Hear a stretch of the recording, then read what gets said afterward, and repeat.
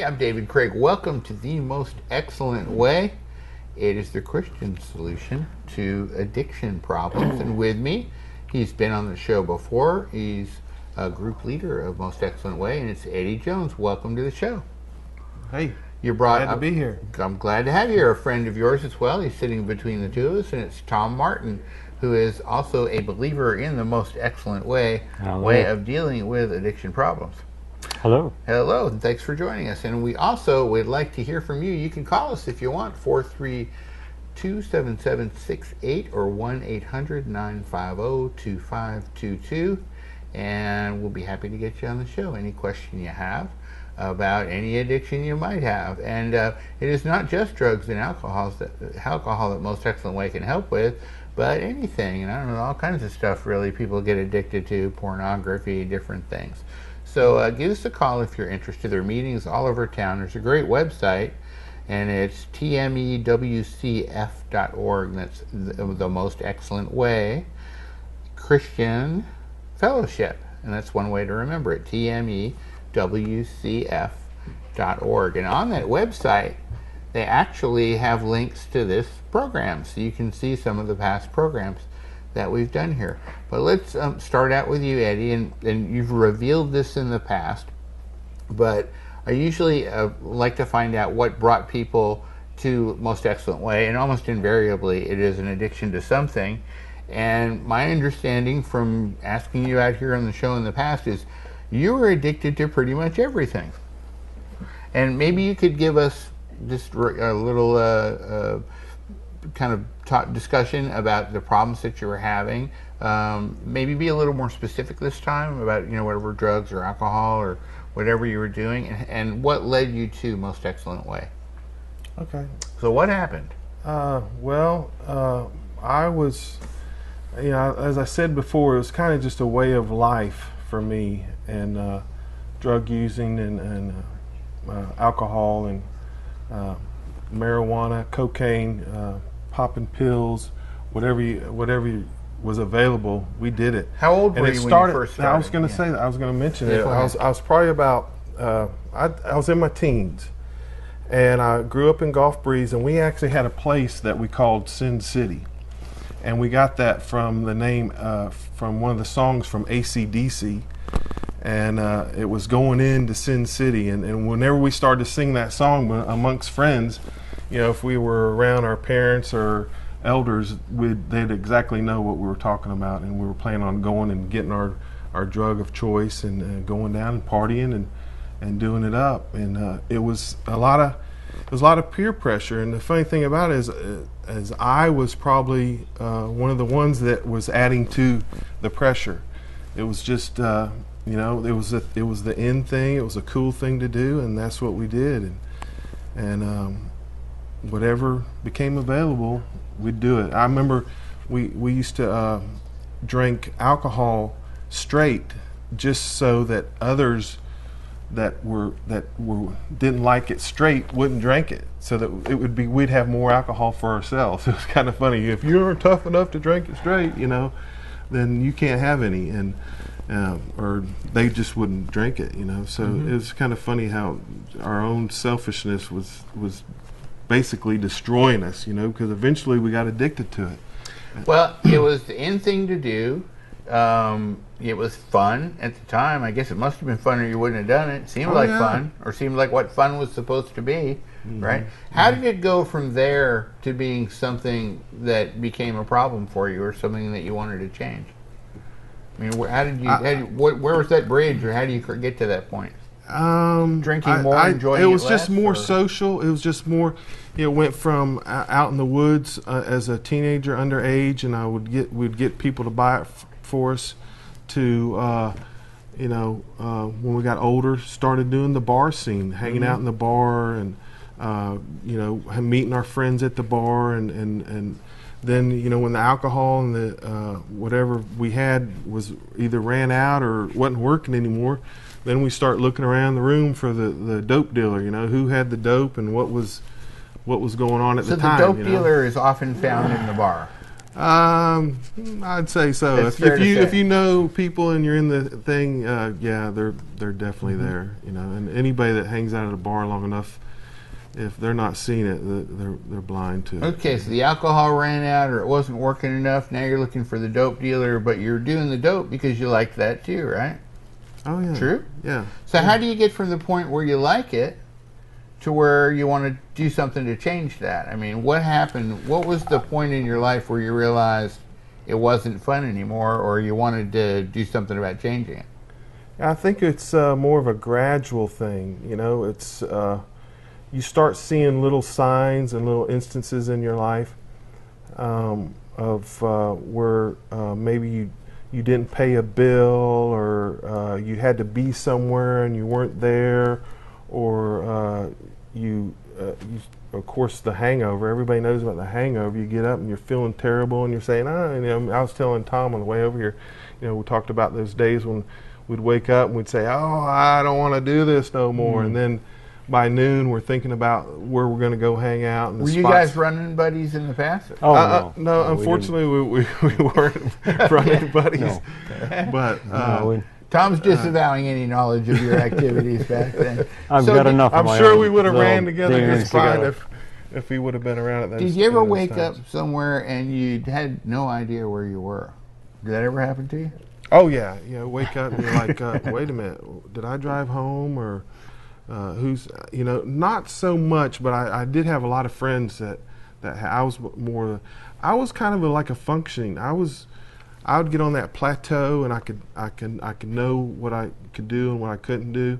And if I knew I was going to do something that was going to really whack me out, I would stay close to friends that weren't doing it, so I could find my way home. I remember at one time on Pensacola Beach when the mushrooms was a big thing, and everybody was going out into the cow fields and getting the shrooms and the mushrooms, and they were popping acid on. Somehow I missed that. I wasn't out in that field. And a lot of people were doing it. You get paranoid when you do that stuff, you know, and you're afraid people are after you and somebody's going to hurt you. And we always stuck, like we'd hang real close. And of course, the beach can be a dangerous place anyway, so you needed that support of your. And it's funny, the very way that we supported each other. I know the girl was talking about this last time, and I can relate to that. Is the very way that the Christians support one another, and how we love and take care and want good for one another. In a sense, even in our little drug community, it's the same thing. You know, it's just maybe might be a little bit more selfish when one person's got more drug than the other, and one person's trying to get the other. But I can see some similarities there. I'm trying to get to that point at which you wanted to change, though. So did you get to a point where you said, hey, this has got to end, I'm going to do something about it? Was there some point, or was it kind of a hazy sort of period where you were starting to decide, maybe this isn't for me? Well, I actually had an accident, and I was hungover from the night before, and it just so happened the company that I was working for, of course now I'm self-employed, so I really, you know, I'm thankful that I don't have to worry about, you know, and a lot of people are afraid of coming on the show because they're afraid what their employees are going to think, where I don't have to worry about that. But at that time, I was working for a very well-known company in Pensacola, and I had this accident, and I believe it was because of my slow reflexes. I was kind of in a daze, and though I could have sworn that car came at me really quick for some, you know, I didn't want to take the blame, but when I look back now, I realized it was really my fault because I was just hungover from the night before. And it was so funny, my boss, the manager, the office manager had the district manager in the office at that time, and they called the state trooper, and the state trooper was at the scene, and the branch manager comes to the accident and everything, and I'm thinking, oh my God, I'm like, Lord, please just let me get through this. Don't let them know that I'm drunk or hungover or anything, you know. And I just can remember trying to keep my posure, and they never asked me if I was drunk or drinking or hungover or anything.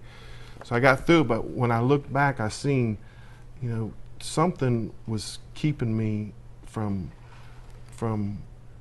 not getting in the trouble that I should have gotten into. And I believe it was God. I really believe it was God was helping me, that I didn't get in trouble. But some people would say made me that, want to look for Him. Well, in your case, it did. Some people would say that God might want you to get in trouble so that you can realize you got a problem. A lot of times, people don't realize they have a problem with drugs or alcohol until law enforcement gets involved, until they lose something big, lose a job, lose a leg in that car accident because their reflexes weren't all that great, even though they thought that car was coming at them a little too quick. Lose a family, lose a house. You lose something, and then that's what brings a lot of people to it. But it looks like if you figured it out on your own. Yeah, I think another big factor in was that my father died a year before I had my conversion. And I can remember going to his funeral, and I was just broken. I started questioning myself. Well, what do I believe? Is there life after death? What if I do have a God and I do believe in God? What is His name? And see, before I never did. I always claimed that I knew Jesus and Jesus was my God, but I didn't have no relationship with it. And at the funeral, I realized that I had no relationship with Jesus Christ. I didn't know Him. I didn't know His Word. I didn't know His will for my life. And that's when I started searching. I started soul searching. And then I started realizing who I was. The Word of God started showing me who I was. And then I knew that I needed God. Well, there are meetings all over town. And again, the website is tmewcf.org, the most excellent way. Christian Fellowship. If you can think of those words, then you can get the TMEWCF. Don't forget the .org. And one thing I noticed when I was researching the website is that Pensacola seems to have, even though this was started in California, it's worldwide, and there are really meetings all across the United States. Pensacola seems to have more meetings than anywhere else, numerically anyway. So this is a great, vibrant community for Most Excellent Way, but it also makes me think that this must be a community of great need. And let's talk to Tom Martin a little bit about what brought you to Most Excellent Way. I presume you had some problem with addiction.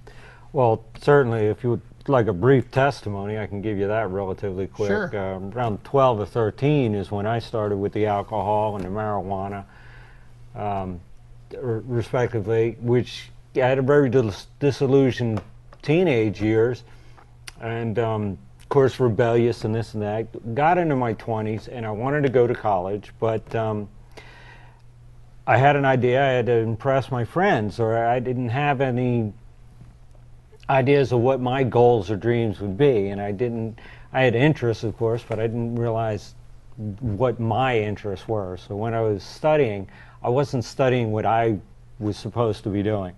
I didn't know it at the time. I was floundering through stuff, which meant I failed a lot, and a lot of that was spending times in sports bars, throwing darts, going to school in the morning, throw darts and get drunk in the afternoon, and then go to work for some ungodly reason, and then wondering why I kept losing my job every 2 years, and then going home in my 30s and just hooking up with old friends just set me in a deeper, exploring more drugs. That's when I got into the crack cocaine in my 30s and what have you, and that just progressed, and I was around 38 years old, and I realized I'm either going to stop or I'm going to die.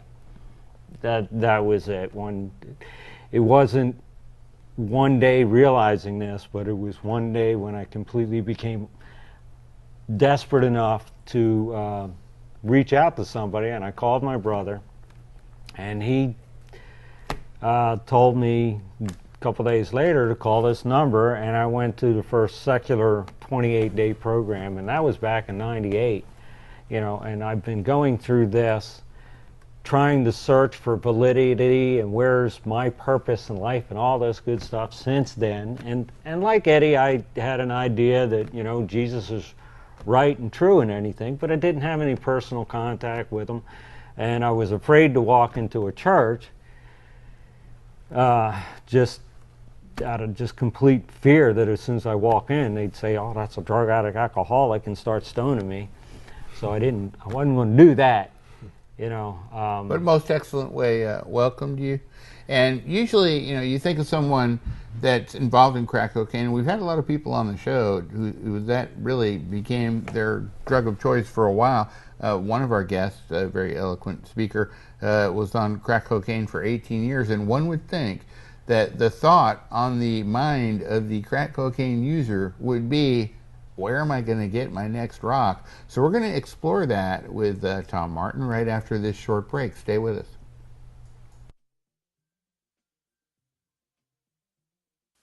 Where can you find a great deal on a car that's just right for you?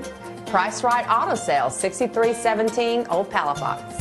Ask about our 90-day same as cash financing. Let's make a deal on your next set of wheels at Price Right Auto Sales. You'll find your ride at Palafox and Hancock. So come see us or call 479-9588. Price Right Auto Sales, 6317 Old Palafox, 479-9588. If you own a business, take the best possible action. This TV station has recently expanded a successful format of local business programming, viewers and coverage area by 400% with the push of a button. New lights, new cameras, and a new high-def studio. But our former local rate card is still unchanged. For a limited time, you can still lock in our old low prices. Call me and take advantage of the greatest show on earth for your company's fast track to growth. Television, online, on the air, on cable, your message will be everywhere. Your new customers look for advice. At your location, in our studio, or as a commercial sponsor of one of our long-running popular series, we've got the right package for your company at the right budget right now. Call 850-637-5574. 850-637-5574. I'm David Craig of Blue Lights, and I'd like to tell you about Jones Brothers. They do lawn care, land clearing, tree removal, and hauling. Jones Brothers does excellent work at competitive prices. Call Eddie Jones for an estimate or to talk about your land maintenance needs. It's Jones Brothers for lawn care, land clearing, tree removal, and hauling. 494-3018. They do lawn care, land clearing, tree removal, and hauling. David Craig, Eddie Jones, Tom Martin, Most Excellent Way, and we welcome your call if you want to, 432-7768. We were talking to Tom about how he had a little bit of an interest in crack cocaine, and I'm kind of wondering, okay, you decided that, you know, I'm either going to stop or I'm going to die, okay, and you had that awareness, but I'm sure you were still thinking, where's that next rock coming from, because you were addicted, isn't that true? Bondage is a very deceptive thing, you know. Eddie mentioned the idea of waking up in the morning saying you'll never do this again, and then by 10:30, after you eat something and feel half alive again, by 3 o'clock in the afternoon, you're thinking about getting together with guys and going to the bar for happy hour, and even that, you say, I'm not going to smoke any crack tonight, and then you get 3.5 beers in, and yeah, next thing you know, you're looking for that next rock. Or did you ever think, tell me if this is true, did you ever say, I am going to quit smoking crack as soon as my stash runs out? As soon as what I've got now runs out. Have you ever said that to yourself? Only about 3,000 or 4,000 times. Only about 3,000 or 4,000 times. Okay. I've heard that people will say things like that to themselves. That's where I got that idea. They say things to themselves. They say it to each other. I've sat in rooms, 5 people sitting there going, yeah, this is the last time. Right. It's a demonic possession. There's no better way to describe it than something like that. Okay, so you were possessed by demons, and you went to Most Excellent Way, at least in a alliterative sense. Figurative speech. Okay, figurative speech. I don't want to get too theological on that aspect of it, but yeah, it is a bondage I can't let go. You know? Right. Certainly crack cocaine is a demon all itself. Yes. And so you started going to Most Excellent Way meetings. Did that happen first, or did something else happen first? No, actually. Did you ever have the joy of an interdiction with law enforcement? A couple of times. A couple of times? A couple of times. But finding Most Excellent Way was the joy of breaking company policy and failing your urinalysis. Oh. The incident was I got hurt at work. Policy is you get hurt at work, Right. they stitch you up and have you do them the honor of filling a cup. Mm-hmm. I knew it was going to come back positive, you know. So I get home and I'm scared to death, and you know, I fell on my face before the Lord and said, "I'm done. You know, my life is yours, God." Those are basically my exact words. And the next day I go into work and I tell my boss, the urinalysis is going to come back positive. I'm expecting him to say, "Okay, thank you, goodbye." Mm-hmm. But he didn't. Praise God. My boss and the owner of the company are both Christian men. And 2 days later, the owner of the company calls me in his office, looks me in the eye, and he says, "Jesus has a plan for your life, and you're missing it." And I knew right then that God was at work in this. You know, this, like I said, that was just a few years ago. But I've been trying to get away from that since back in '98. Right. And I've gone through several secular programs and even a year-long Christian program, but I wasn't sincerely surrendering myself to this. So anyway, so he didn't just say that and let me keep my job, but he laid out several qualifications. He put accountability in my path, is basically it. And one of them was to go to AA. I had experience with AA, and I wasn't real pleased with that, but I said, I'm going to have to do something. 2 months later, I'm sober, I'm doing okay, but I was a little nervous because, you know, you get that giddy feeling, hey, I've gone a week without smoking crack, you know, this must be working. 2 weeks in, you're like, oh, I'm about to rule the world. 2 months, you're like, oh my God, I'm going to fail somehow. Somebody, you know, it's like the floor is going to fall out from under you at any minute if you just slip on a piece of ice or something. And that's when somebody told me about Most Excellent Way. And I walked in there, and for a month I went to both. I went to one night I'd go to Most Excellent Way, then I'd go to AA. And in the long run, I determined that Most Excellent Way was the way that I was going to be able to get out of that bondage. Now, the black chip is something that you get when basically you've fallen off the wagon, and you know you're whatever your addiction is, you know, you're drinking again or smoking crack again, and I've asked some of the people on this set, you know, have you ever gotten a black check? And some of folks have said, like, you know, hundreds of them, right? So I mean, like a lot of black checks, but eventually, you know, they made it through to the other side. Did you ever get one of the black chips, rather? Yes. Of course, I started out. They start you out with one. You know, it's like I'm coming in. It's just being honest before the group is what we call it. Stepping up and say, yes, I want my life to change. Welcome you in. And after a period of time, it goes from black to white at 30 days, and then it's 60 and 90, and then 6 months, and then 9 months. And by the way, the 9-month chip is the least handed out chip of all the chips. And then a year. But if someone through the process stumbles and falls, has a drink in their hand, gets discouraged for whatever reason, or somehow messes up and drinks, comes back to the meeting, we like to welcome them back, and then we give them another black chip. That's just a starting over point. That at times can be the hardest thing. How long have you been clean and sober? Today is 28 months. 28 months. Do you believe that? I didn't realize that. When Eddie asked me that last month, he asked, how long you been clean and sober? And I says, I don't know, 26, 27 months. And then I was driving home last night. I go, wait a minute, tomorrow's going to be the 8th. Today's the 8th, right? And I go, wait a minute, that's, and I counted out, today's 28 months. So it's like, hallelujah. So what would you say, Eddie, to somebody who says, you know, I hear this, and I'm watching the show, but I really like smoking crack, or I really like drinking, or I really like smoking pot, or I'm really enjoying doing a few lines of cocaine with my buddies, and, you know, I ain't ready for all that. What would you say to them? There's not much I could say to them, to be honest to you. You know, it's something I think most people that come to the Most Excellent Way get to the bottom of the barrel, and they've found that nothing is trying to fill that empty void inside themselves. Nothing is working, and that they when they finally come to the end of themselves, and they realize that they're slowly but surely destroying themselves and the lives of others around them, then they can finally say, you know what, there's something about this most excellent way, or about Jesus. Basically, it comes down to Jesus. There's something about, trusting in Him and not depending on your own talents and your own abilities, and just totally surrendering. And that's the key.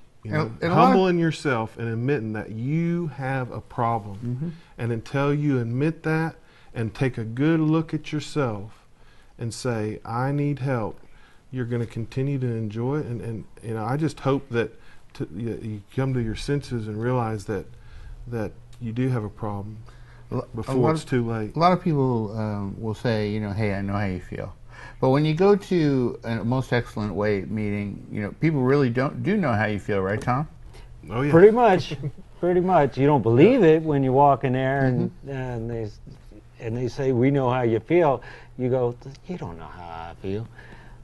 Because not only are we in bondage, but we're in denial, we're isolated, all closed up within ourselves. And when we open up and let loose, that's part of the surrendering to God, It's like you open up, you pour your life out to God. And it seems like a lot of people think, oh, I don't want to do that, that's too constraining. You got to fill out all these rules and what have you. It's more freeing than anything else. Right, because, when you're clean and sober, when you're not in bondage to drugs, life becomes more real. Emotions are more real. Colors are more vibrant. So, hey, if you're feeling like you're at the bottom of the barrel, if you have the feeling that it's been down so long, it looks like it's up to you, Most Excellent Way. Thanks so much for watching. Come see us.